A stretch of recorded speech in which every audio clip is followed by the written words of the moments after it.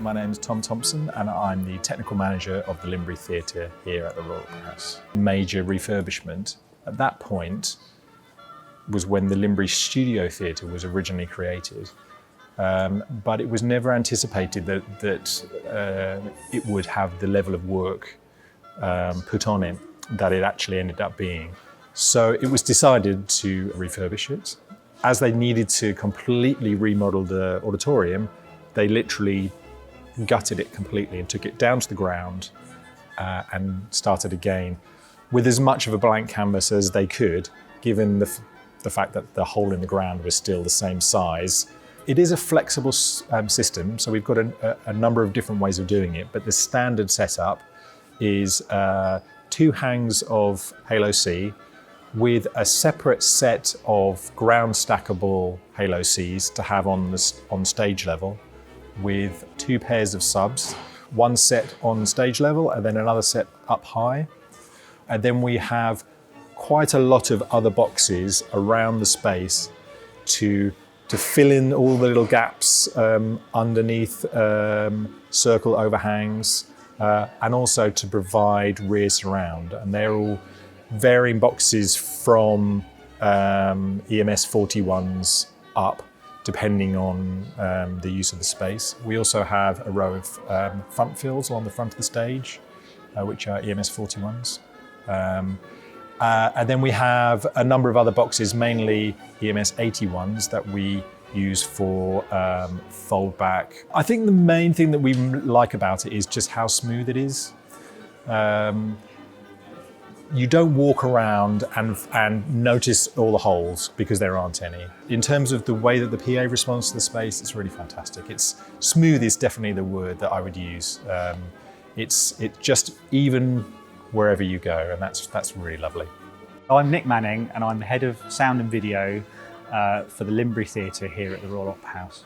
The most impressive thing about it is the fact that you have 2 hangs as a left and right stereo pair, but you don't really get a sense of there being a left and a right. It's a completely smooth sound that just fills the entire space that the speakers are firing at, and you can just walk from one side of the auditorium to the other, and there are no lumps or bumps. There's no areas where you're suddenly getting a bit more of some frequencies than others. It's completely flawless.